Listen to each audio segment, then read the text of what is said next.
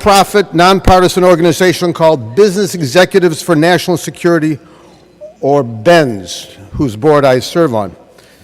For more than 3 decades, BENS has provided a unique way for patriotic business leaders to work hand in hand with defense, intelligence, and homeland security leaders by applying their expertise to improve the businesses of the defense of our country across a broad range of security challenges. At this critical time of belt-tightening and budget cutting inside the Pentagon and other national security agencies, the expertise of the business community has never been more potentially valuable to our government leaders. Most of us have navigated the rough waters of mergers and major downsizing and have learned a host of lessons and best practices which we could share. I, for one, stand by to serve. As the leaders of the free world join together in our great city this weekend for the NATO summit, I invite Chicago's business community to join me in engaging in this important work. If you're interested in learning more about joining BENS, please contact me, rgidwitz @gmail.com, or if you want after this luncheon, we've got some folks over here at tables 6 and 13 who can brief you a little bit better than I can. Now, it's my great honor and pleasure to introduce our nation's highest-ranking military officer, General Martin E. Dempsey, Chairman of the Joint Chiefs of Staff.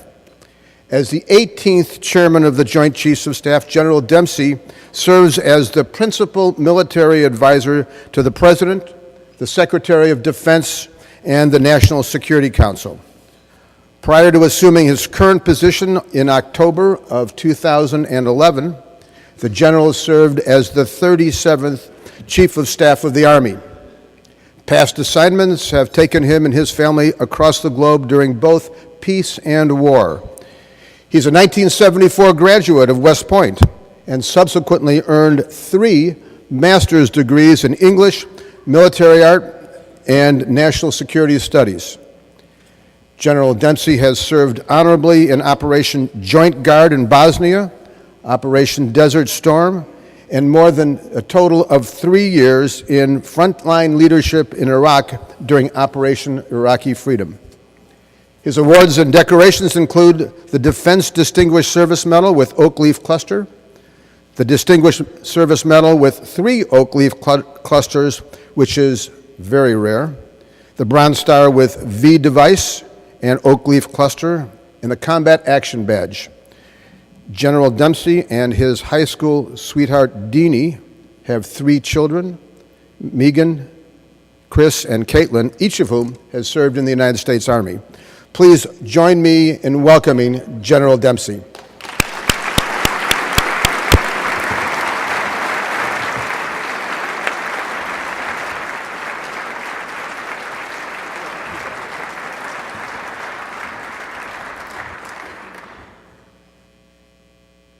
Well, this could only happen to a guy like me, and only happen in a town like this.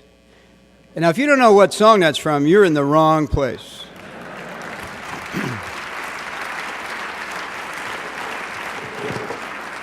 My kind of town. This is, by the way, the nicest mess hall I've ever been in. Now, many of you may not know that that's actually a true statement, because in 1942, the Department of Defense, or the War Department in those days, purchased this building for the training of U.S. Army Air Corps cadets during World War II for $8 million and sold it back in 1946. But during the period of time when we owned it, this was the mess hall. So this truly is the nicest mess hall I've ever been in. Let me chat with you for a few moments about some things related to our nation's security and its armed forces. And then I know we'll be eager to have a conversation about whatever's on your mind and whatever happens to come out of mine. I've been talking quite a bit to audiences around the country, actually, inside the military and outside the military, about what I would describe as a security paradox. And a security paradox goes something like this. Violence globally is at an all-time evolutionary low. It is. There's been several studies that actually have come out of Harvard University on that subject. And yet at the same time, it feels like the world is a far more dangerous place. And it's sometimes at the risk of being accused of trying to paint a picture of a real grave threat to the nation. I reflect on the fact that it seems to me that the world is more dangerous than at any time in my professional life, and I've been in the Army for 38 years.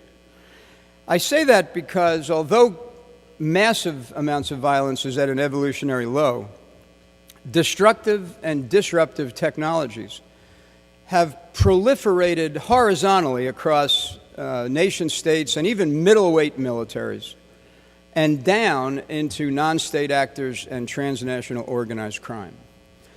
When we talk about risk, we talk about the likelihood of an event occurring, and we talk about its potential consequences.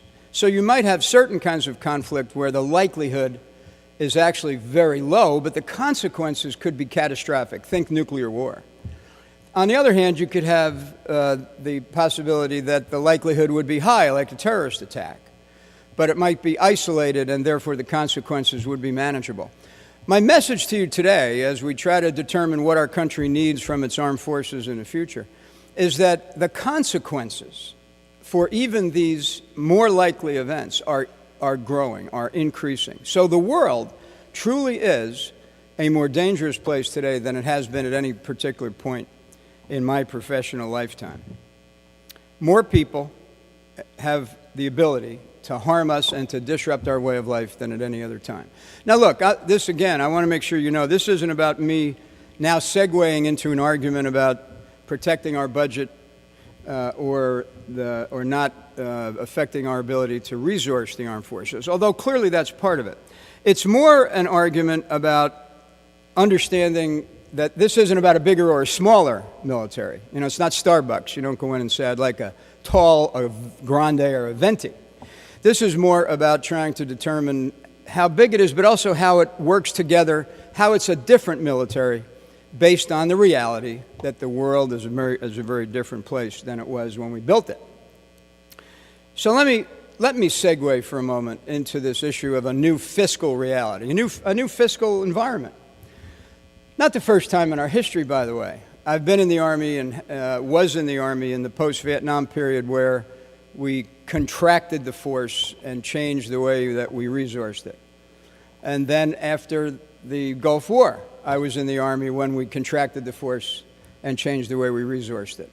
And now I'm in the Army, happening to be the chairman of the Joint Chiefs of Staff, as we will readjust the size of our military forces and we'll change the way we resource them. So there is history at work here, and we shouldn't wail against it. And in fact, we won't wail against it, and we will adapt as the nation determines what resources it can apply.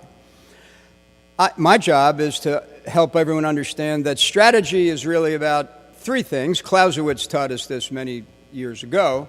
Strategy is about balancing ends, ways, and means. What are the objectives, the ends that you seek to achieve? What are the means available to you, that is resources, and how do you use those? That's the ways. And it's always been, not just today, but throughout history, it's always been about balancing ends, ways, and means. And means have always been a variable. If there is a difference today, I would suggest to you that cost is an independent variable in a way that it hasn't been certainly for the last 10 years. And that means we have to consider the cost of our operations, the cost of our procurement strategies, the cost of our manpower earlier in the equation than potentially we've ever had to do before. But it is very much about balancing the force. And if you like, we can speak about that balance during Q&A. But as you know, with the President and the Secretary of Defense, we in the past 8 months or so, we worked very hard knowing that we had a $487 billion reduction in our spending authority over 10 years. We worked very hard to adjust our strategy to keep those ends, ways, and means in balance. And to our satisfaction, that is to say, when I say our satisfaction, I mean the Joint Chiefs. the Chief of the Army, Navy, Air Force, Marine, and as well as the Vice Chairman and I, to our satisfaction, we achieved that balance.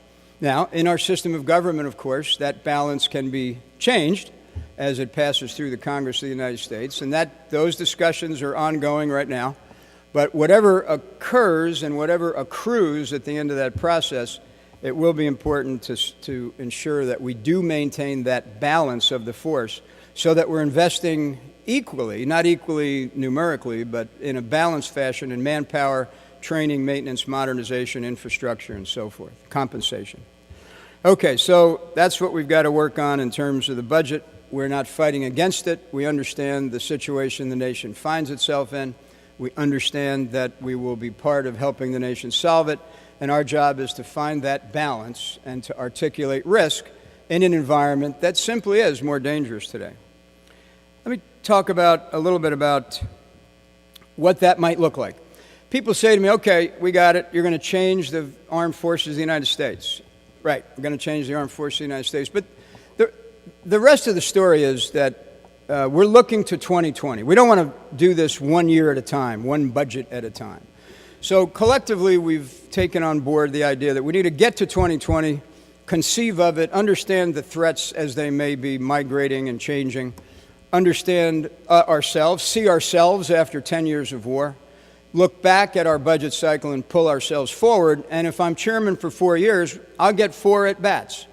An at-bat in the budget just submitted that takes us from 13 to 17, an at-bat that goes from 14 to 18, an at-bat that goes 15, 19, and my last swing will be at the 16-20 budget.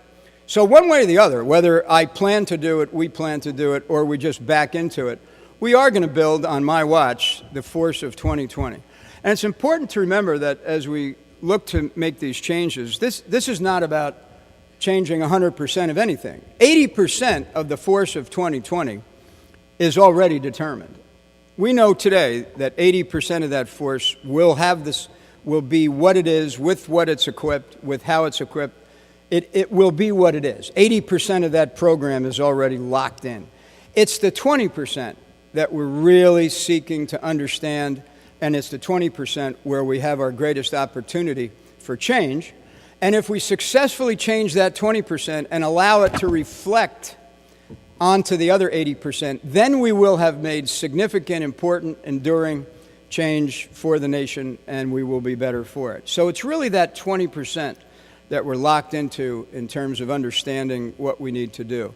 And by the way, forums like this and the work that Ben's does to help us see ourselves, how to make sure we're making the best use of our resources, how to partner more closely with industry sooner is, I think, an important part of that work. Let me talk for a minute about that 20%, with 3 parts of it that I think will be familiar to you, but I think you'll see the potential in those 3, but also potentially some of the vulnerabilities. First, number one difference from 10 years ago I would describe as cyber. If you'd have said to me in 2002 that I would be speaking to the Chicago Economic Club about cyber, I would have told you have lost your mind. First of all, I would have felt like I was turning into a geek. And secondly, I would have probably believed that I would never have the expertise to be able to do that. I have become interested, actually I would even describe it as hyper interested in the issue of cyber. And I've become interested in it for a number of reasons, principally though because I do believe that it is in cyberspace where we find both our greatest opportunities but also our most grave vulnerabilities. And those vulnerabilities, by the way, exist today. We've got to get after it. We are doing some things inside the department, adapting the role of Cyber Command. We're growing our pool of young men and women who operate in that space. We're working with the President and the Congress to try to find a way to have legislation that allows us to be vigilant and also to defend the nation should that become necessary. And I will tell you that and you all know this, but we're under attack every day. I am currently protecting the .mil domain, but you are protecting yourselves. And that's not a situation that, frankly, I think is in the best interest of the nation. I can't operate, by the way, as a military without the commercial infrastructure. So the critical infrastructure of the United States actually has significant implication on the ability of the United States military to do what it needs to do. We can talk more about that. It might be even, it's almost so important that it could be the topic of a separate conversation. But as you know, we're trying to thread that needle and not create an enormous cost for the commercial sector. We're trying not to violate civil liberties. I mean, we understand the issues, but what I am telling you is that we've got to get on with it, because there's a grave risk in cyber, and frankly, right now we're not where we need to be. But let me give I always like to mention this, take on a bit this issue of privacy in cyber. I would encourage you. I don't know if you've ever gone online. I know your children probably have, but you go online too, but I don't know if you've ever gone online to these things called TED Talks, TED Talks. Fascinating stuff. There's two that I'd like you to go to specifically on this issue. One is by a guy named Eli Pariser, P-A-R-I-S-E-R, and his particular TED Talk is called Beware of the Bubble Filters. The other one is a guy named Kovacs, and his is called Tracking the Trackers. I'll speak just for a moment about the second one, Tracking the Trackers. This particular guy's talk suggests that he built a cyber tool so that he could track who was tracking him. And he logged on, and he found that, I'll have the numbers. I didn't memorize the numbers, but these are orders of magnitude in terms of their correctness. He logged on and found that there were approximately, at any given time, 25 people tracking him. And these are people tracking him to understand his market habits, understand what sites he would visit. By the way, you're being tracked even when you're not logged on. If you didn't understand that, I hope I'm not breaking new news to you. But the point is, he went on and found 25 people were tracking him. Now, there was a nuance in his tool, and he was able to identify those that would allow themselves to be identified. So Amazon, Google, Facebook, Yahoo, those were visible to him in their effort to track him. And he sort of had a network diagram built, and they were indicated in red because he knew who those were. But then there was another 5 or 6 sites, and he didn't know who they were, so he coded them in gray. 25 people tracking him. He knew about 75% of them. Here's the ominous rest of the story. By the way, he calls it the invisible stalking algorithm. These, by the way, are algorithms tracking you, not human beings. And in some cases, human beings. But for the most part, they're algorithms. Then he logged on his 9-year-old daughter. And his 9-year-old daughter was being stalked, if you will, by 12 sites, about 2/3 of which he could identify, but 4 or 5 which he could not. And he poses this question at the end of his TED Talk. If you had a 9-year-old daughter walking down the street and she was being followed by 5 unidentified middle-aged men with a clipboard watching and recording her every activity, how good would you feel about that? Now, that's today. That's today. And what I'm suggesting to you is that technology, which, if you're familiar with Moore's Law, would suggest that it changes every 18 months. I think Moore is probably yesterday's news, and I think the technology is changing about every quarter in such significant ways that we simply have to be aggressive about positioning ourselves to understand, to take some decisions about how we're going to deal with it and get on with it. You can tell I'm fairly interested in cyber. The second capability that's new to us is ISR, intelligence, surveillance, and reconnaissance. We have capabilities today that approach science fiction of 20 years ago. Those capabilities, which heretofore have been somewhat niche and set-aside capabilities, if we can merge them into the conventional architecture of our force, we will become exponentially more capable. That's not to say I'm advocating trading technology for manpower, but I am saying that there's a different way of waging conflict today, and it includes cyber, it includes ISR, and it includes the third one that I would mention to you, and that's special operating forces. They've grown both in terms of numbers. By the end of the recent budget submission, we'll be up over 70,000. And they've grown exponentially in capabilities using some of the tools that I just mentioned. So the armed forces of the United States, remember now, 80% of what we have today will be the force of 2020. We're trying to figure out the other 20%, and these three capabilities merged and integrated into what we already do extraordinarily well will, in fact, allow us to become a global power. But there's one other factor, even more important than that I'll mention at the end as I approach the end. The other thing I'd like to talk to you briefly about is in our strategy, we talk about rebalancing to the Pacific. Rebalancing not just to the Pacific, by the way, but to the Asia-Pacific, because there's two countries out there noteworthy in our future. One, of course, is China. The other is Asia. We have traditional partnerships throughout the Pacific. We are a Pacific power. We have always been a Pacific power. We haven't left the Pacific. We're not going back to the Pacific. This is not a light switch.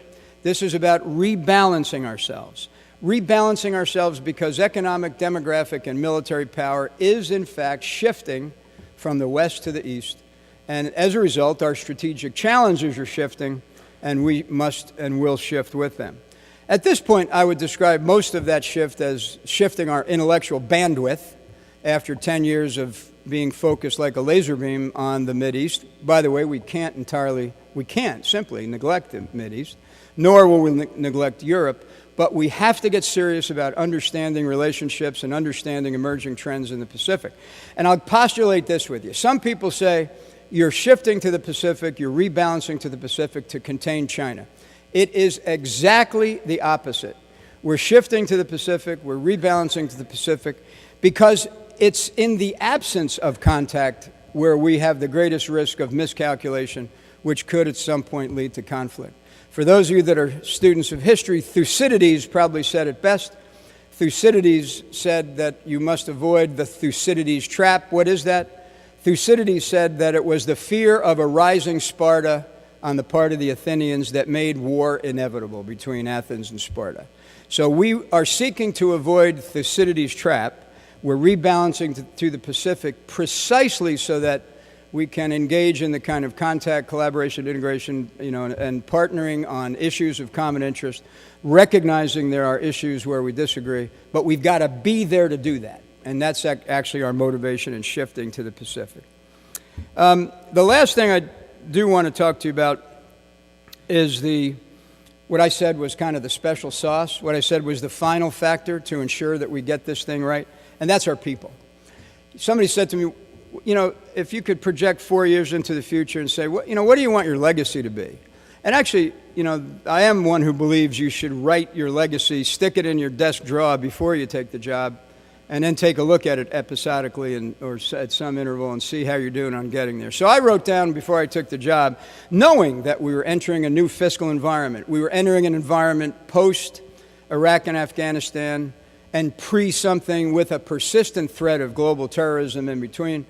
And, we have these conversations played out in the media about budget, about programs, about equipment. I said, I'm going to stay true to one thing. I want to be the chairman who, at the end of his tour of duty, they say, you know what? He got the people part of this right. Because I'm absolutely convinced that we're going to screw up organizations. We're going to design them. They're not going to be perfectly suited to what we ask them to do. We're going to fumble and trip and fall on occasion on equipment. You've seen us do that, actually, and I'm promising you we will continue to do that. We're going to probably provide guidance and policy late, and some young man out on a border post someplace is going to have to decide what to do about it, but that's the point. So if we get the organization wrong, I'm promising you. If we get the equipment wrong, I'm promising you that too. And if we give you guidance late, you know what pulls it all together? It's that young man or woman who's out there on point for the nation, who understands broadly what we're trying to accomplish, who has the kind of values that I think does make us all proud. And they will figure it out, as our generation figured it out, and we'll get it right in the end because of the people. So, let me stop there. Thank you for your attention. Thank you for your support. Ask you for more support. And let's see what questions you have. Thanks very much.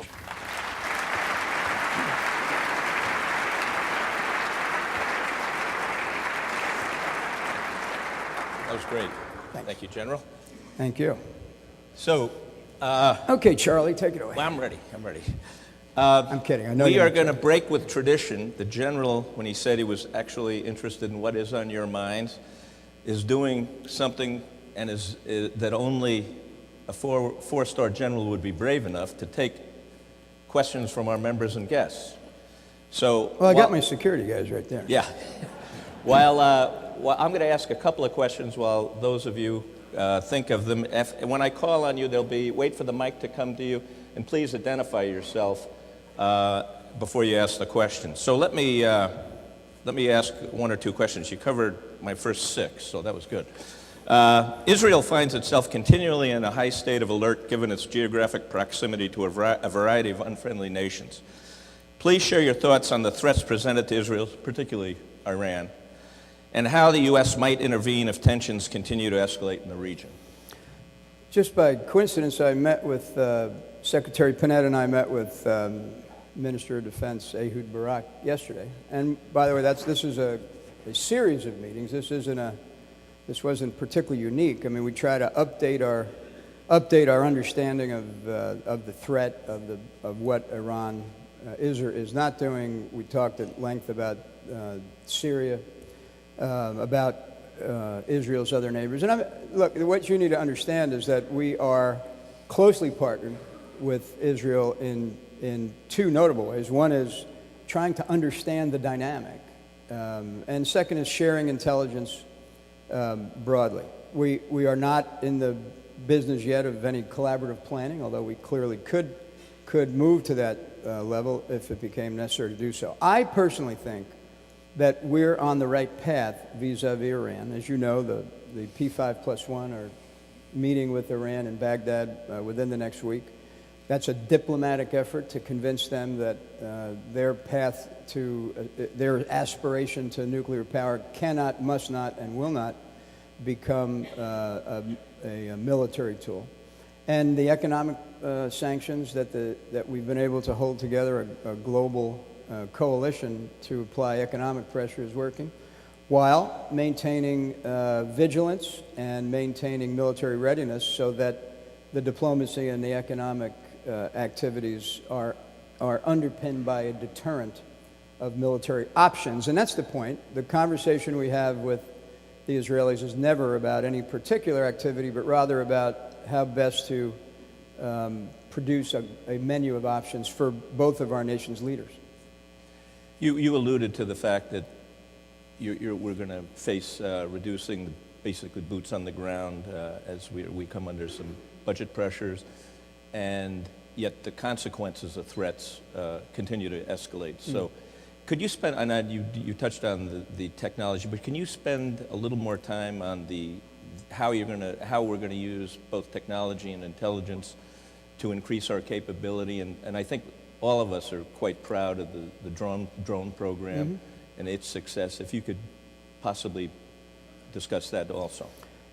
Let me put it a little differently, though. You started out by saying we'll have fewer boots on the ground. The reduction in the manpower reductions that the Budget Control Act produced are actually fairly modest. And I was the chief of Army, and I'm obviously in close touch with the other service chiefs as the chairman.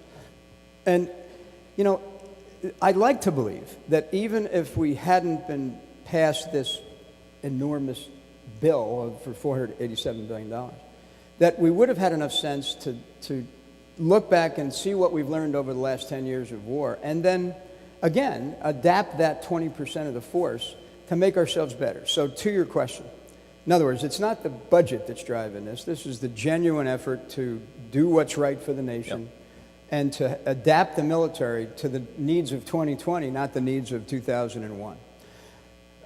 But to the point, what I would describe to you as a change in the nature of warfare.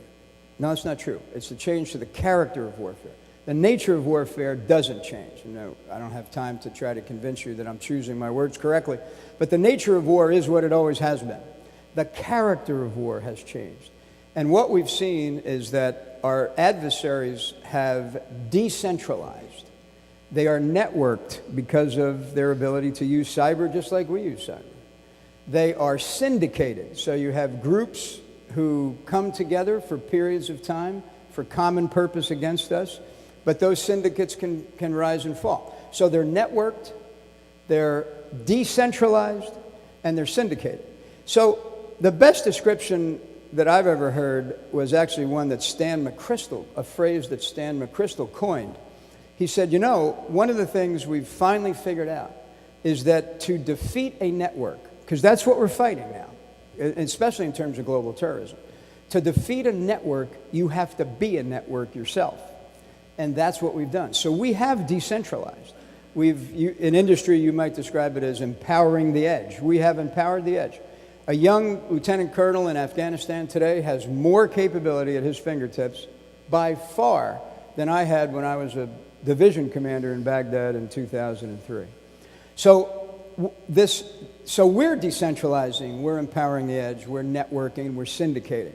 And we're just, it seems to me, scratching the surface of understanding the potential that has to make us more adaptable so that we become the nation, the military that the nation needs. I have a 9-year-old granddaughter, so I'm going to get home and see if there are any algorithms around our house. But There are. would you characterize the emphasis on our cybersecurity as more defensive, or is it offensive, or is it both? Yeah, you know, that's a great point, and one that we discuss frequently as we try to find our way towards some kind of reasonable and acceptable legislation on this issue. You can't pick and choose, though. I mean, to be defensive would suggest. Let me use a physical. We're talking about cyber in the virtual world. Let me use a physical example. You couldn't decide that all you want to do with regard to ballistic missile defense is put up a shield and then, kind of stay behind it and say, wow, I'm glad they can't get through, because the fact is that there is no defense for either cyber or for ballistic missile defense that is 100% going to strip away that threat. Furthermore, if someone is attacking you and it rises to the level of a hostile act, you're not going to simply be willing to absorb the punishment. And so it's a false dichotomy to think we can just defend or just attack, militarily. You have to have the ability to do both. One important point, though, I'm not asking on behalf of the Department of Defense for the authority to control the nation's cyber. I don't care what happens on your Facebook account, to tell you the truth. I care deeply what happens. You're in trouble. I care deeply what happens to Duke Power, because of what Duke Power means to Fort Bragg, North Carolina, and my ability to project force.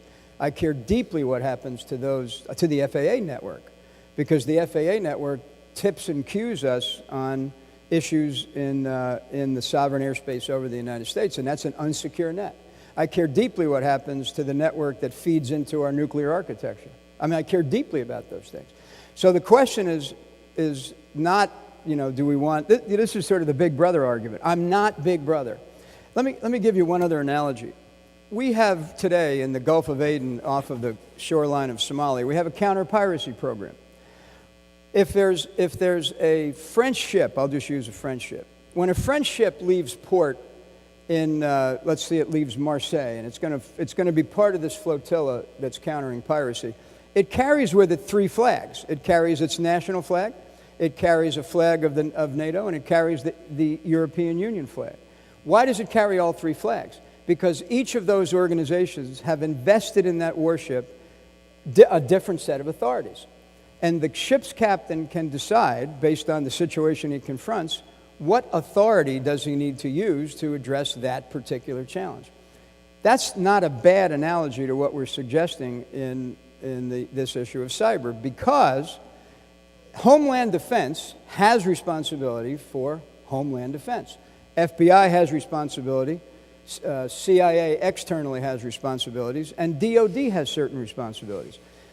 DOD has the vast majority of capability, so this is really about finding ways to be able to partner with those organizations that have those authorities and operate on their behalf, consistent with legislation that ensures the privacy of the citizens of the United States. We can figure this out, but we're not there yet. Great. Let's turn to the audience. Yeah.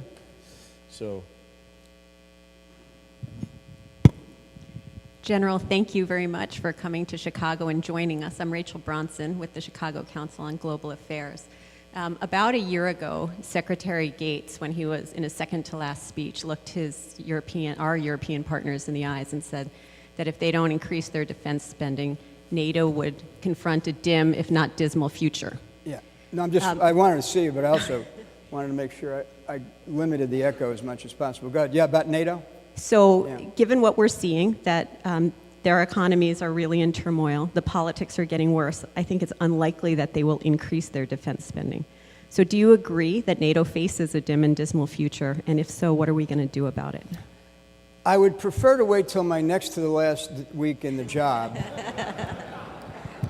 You ever notice how everybody gets really smart in their next to the last week? I'll probably do that too. I'm not making. By the way, I think Secretary Gates is one of the greatest Americans of this generation.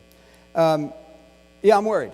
I was talking to somebody in the cocktail hour beforehand about my effort to learn more about the global economy and its potential impact. So I've actually spent a day at the service academies. I spent a day with the Fed New York. I had Director Bernanke over to my office. I mean, talked to Angelina Jolie. I mean, I'm really working at this. And, you know, I mean, and I get a weekly economic forecast from my staff. I mean, we've actually hired on someone who can help me watch how that's accruing. Now, some of that is because a potential collapse of the Eurozone, for example, will have programmatic, you know, we're partnered on a lot of programs with our European allies. So I'm interested in that respect. But I'm also interested for the reason you say is that, you know, economic challenges can deteriorate political will, and political will in a consensus alliance can become problematic. I mean, all I can really tell you is I am concerned. I think this summit is intended to give us the opportunity to have a very honest conversation about what's likely. I will say there are some initiatives that provide some opportunities that might allow us to see our way forward in this regard. One of them is called Smart Defense, which is an opportunity for nations to determine which capabilities they might invest in more prominently than others and then nest them and integrate them together. But to do that, you've got to, you know, there's a certain amount of trust you have to develop that the capability will be there when you want it. And it's a level of cooperation that, you know, might just turn out to be historic in nature. But we're working on that. But I would say one final thing about NATO. NATO's budgets, when you add up to 27 countries, not counting us, their defense budgets are about $300 billion, and in the aggregate. That's not an insignificant amount of money. The question is, can we find a way to have them use it in ways that will contribute to the greater good, and not find ourselves stovepiped and find we don't have anything we need, and even if we did, it's probably hollowed out and not maintained. So we do have some challenges, but that's why we have summits. Sir. General Dempsey, former Army Reserve First Lieutenant Paul Dillon, and a Vietnam warrior. We know that the world is a very dangerous place, and the terrorists around the globe are continuously plotting to do our country harm. Yet we also know from the polls that have appeared in the media that many people in America have tired of the war on terror and want us to return our troops from the Middle East, specifically Afghanistan, as soon as possible, and are reluctant to get ourselves into another war. Given the sentiment in this country, how do we keep a lid on terrorism, as it were, without sending our troops to foreign soil to fight any future wars against those who want to do us harm? Well, let me assure you that no one is as tired of war as someone who has fought it. So, you know, it's not the American people that are tired of war. I'll tell you, the support of the American people is just phenomenal. But we're all eager to reach the objectives that we've established for ourselves, notably now in Afghanistan. And you probably have read that a major issue for this summit with NATO is to determine what we have some objectives established in Lisbon, and now we will adapt those because the situation is always changing somehow. We'll adapt those objectives and get us to December of 14. You also know we signed an enduring partnership, a strategic partnership agreement with Afghanistan such that we remain committed to them for 10 years beyond 14. But we haven't decided what that means yet. At some level it'll be financial, at some level it'll be advisors, I would suspect. But we're working that out. I think it's important to remain engaged, as tired as we are. But it's funny that the young men and women I go visit all the time are actually more worried that they're not going to have something to do. I mean, they really are, Nobody wants to be that young second lieutenant who shows up and everybody has a right shoulder patch that indicates he served in combat. You remember, that served in combat, and now you don't have one. I mean, that's a huge psychological issue for our young officers in every service. So, I know that there's a sense of fatigue that's real. It's probably even more pronounced on the side of the families. But the young men and women who are serving are actually quite proud, and so they'll do whatever we ask them to do. Your question about global terrorism is a good one, and I will only assure you that as we find organizations, notably Al-Qaeda and its associated movements, Al-Qaeda in Pakistan, Afghanistan, Al-Qaeda in the Arabian Peninsula, notably in Yemen, Al-Qaeda and Al-Shabaab in Somalia, when we identify them as direct threats to the United States, not insurgent movements inside of a particular country, not a civil war, but when we identify an organization or individuals globally who are a direct threat, and we have the ability to determine which ones are a direct threat to the United States, we will reach out and we will kill them, because that will be an enduring challenge into our future. And you can be assured that no amount of fatigue is going to deter us from that particular task.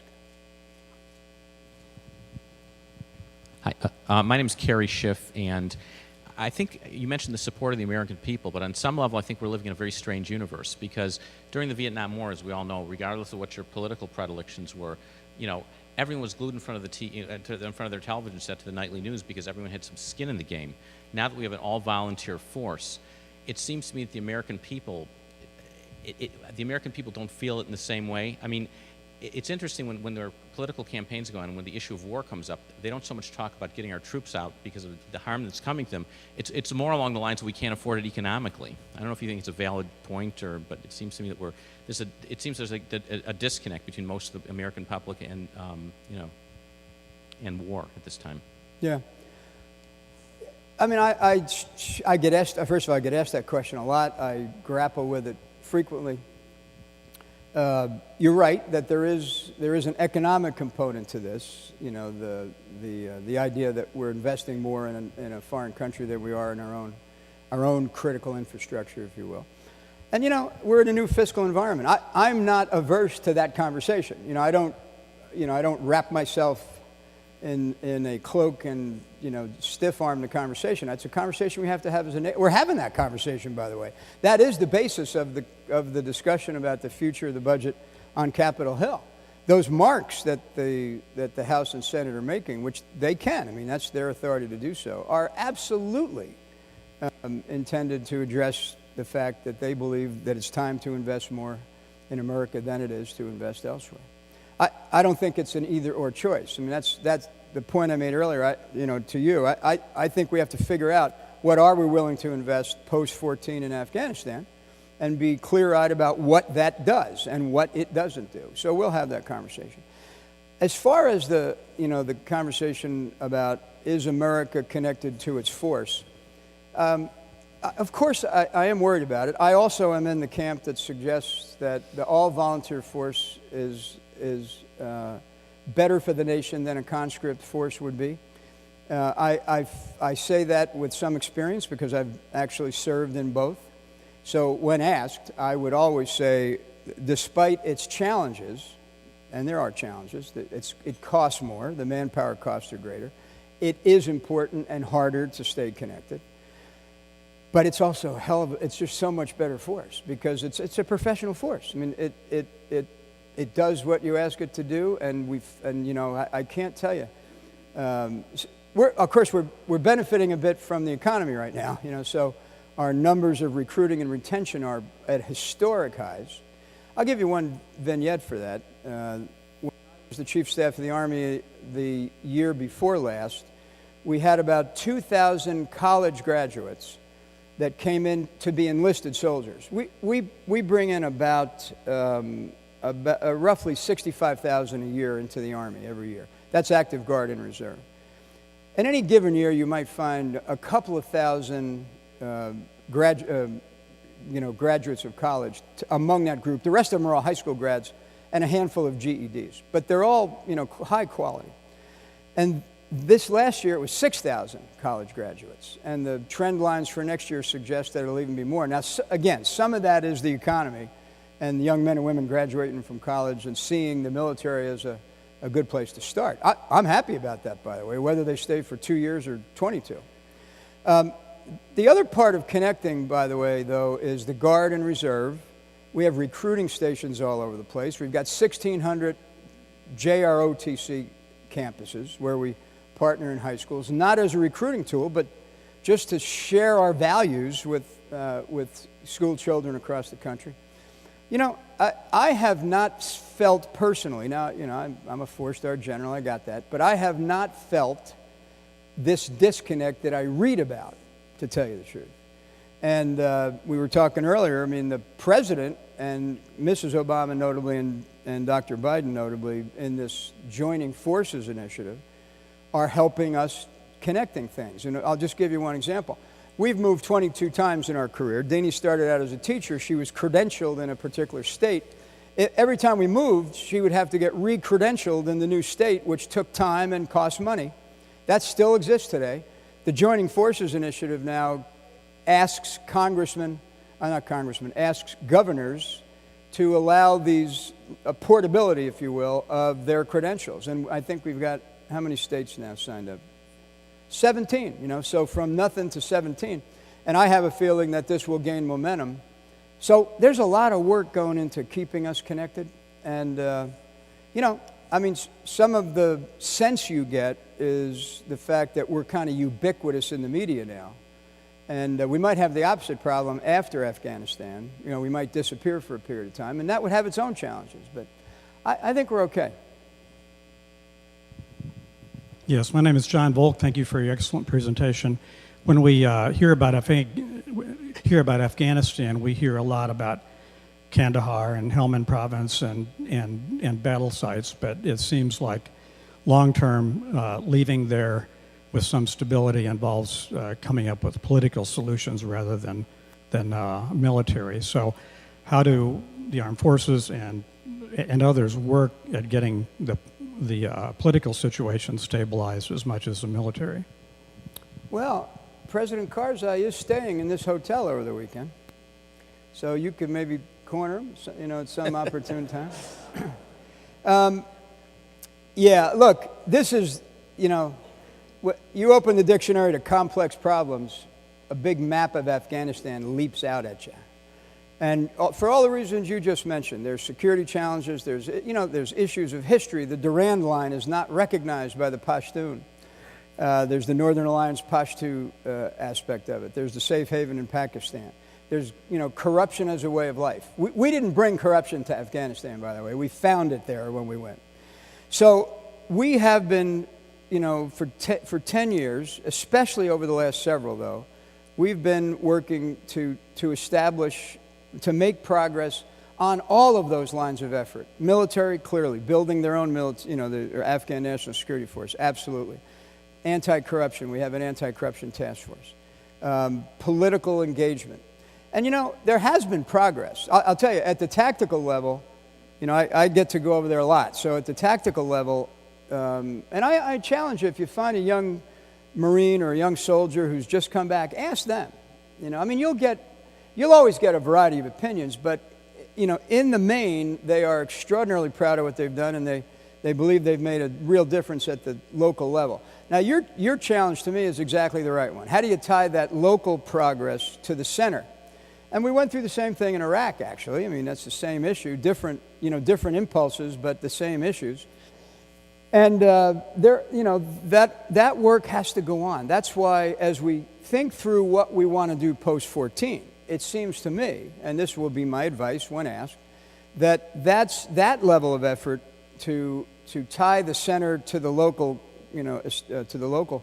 is probably the most important effort, because the security situation is going to stabilize. The safe haven will not go away, and but here, what finally turned the corner, it seems to me, in Iraq is their economy started to come back to life. And so there was the ability of the central government to manage the resources it had, for the greater good. Now, there's still arguments about that, but they have the resources. We got to get Afghanistan to a point where they can do some of that as well, and that's a long-term effort that doesn't have to be manifested by, tens of thousands of U.S. soldiers on the ground. Because the Afghan National Security Forces are getting close to being able to manage. Now, one last point. We're not going to wipe the table clean of internal conflict in Afghanistan. I sometimes think of the future of Afghanistan somewhat the way I think about what's happened in Colombia over the last 10 years, really over the last 6 notably.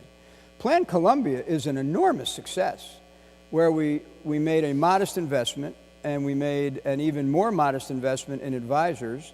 And the government of Colombia is in control of its country. It's in control of the network of roads. It is in control of its cities. They've got the FARC kind of squeezed into 3 places. I think that's okay. The FARC ain't going away, and the Taliban ain't going away. The question is, can the central government of Afghanistan and its local military and police forces manage it? And the jury's out, but that's where we're heading. General, we have time for one more question. Okay. Sir. Okay. Lynn Best, retired Air Force Vietnam era vet. One of my favorite scenes in a movie called The Siege was when Denzel Washington said, if we do those things, we become just like them. You mentioned earlier about cyberspace being a problem, and it always appeared to me that in all of our issues, terrorism or even cyberspace, it seems that our greatest strength happens to be our greatest source of attack.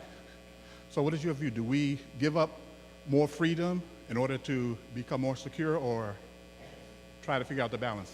Yeah, no, like I said, I want to make it clear again. This isn't about me asking to use the National Security Agency and Cybercom to police your laptop computer. But I'll tell you, one of the things in the legislation that we're asking for is that if a cleared defense corporation, some of you might be in here. Anybody here from a CDC? Okay, cleared defense corp. We lose this is a true number, we lose $150 billion a year in intellectual property and technology that's taken off of our nets. And a lot of it comes out of the cleared defense contractors. So Aegis missile technology, Predator technology, F-22 technology, that's being taken from CDCs. And of course, I'm also, as I mentioned, worried about the critical infrastructure. One of the things in the legislation that we've supported is that the organizations, when attacked, would tell us they're being attacked. There is no requirement for that right now, by the way. In fact, there are some disincentives for Bank of America. I'll just use Bank of America, but Bank of America gets attacked. It doesn't have to tell anybody.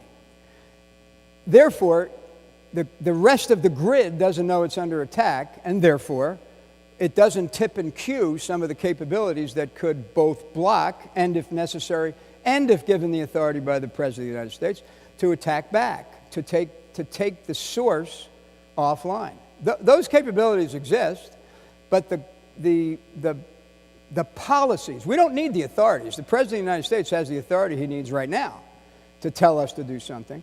But what we've got to do is try to work our way forward. You can help me with this, by the way. That simple piece of legislation that would require, actually encourage, I think is the word, someone from reporting a cyber attack would go a long way to help us understand what's happening and then have the opportunity to do something about it if asked. But that doesn't exist. And the disincentives are, if you're, let me not use Bank of America. I'll use, Bank of Marty Dempsey. If the Bank of Marty Dempsey gets attacked, and I, let everybody know that, that all of my shareholders' private data is being migrated out, I'm going to lose a lot of business because I've demonstrated inability to protect my own particular net. We've got to incentivize people to actually tell us what's going on, again, so that we have the opportunity to do something about it. And look, again, when you go online and look at this tracking the tracker thing, if that doesn't alert you to what's already going on, and you mentioned the word privacy. You have no privacy. You don't have privacy. And it ain't me. And I don't want it to be me. But I do want to know what's going on. And we've got to find a way to get again, we're a democracy. I want acceptable legislation that moves us a little further along, and then maybe next year we'll move it a little further along to the point where we can have some confidence that at least our cleared defense contractors, the defense industrial base, we've got a pilot right now where we've got, Troy, how many, 17? We've got 17 of these CDCs in a pilot. They have volunteered to be part of the pilot to see how much different their life would be if we were to afford them protections. That's a pilot, voluntary. And maybe that'll help us learn, and maybe that'll inform some future legislation. But I'm telling you, this is not something to be ignored. General, thank you for being here, and thank you for your service. Thank you. It was really great. Thanks. Really great. The meeting is adjourned.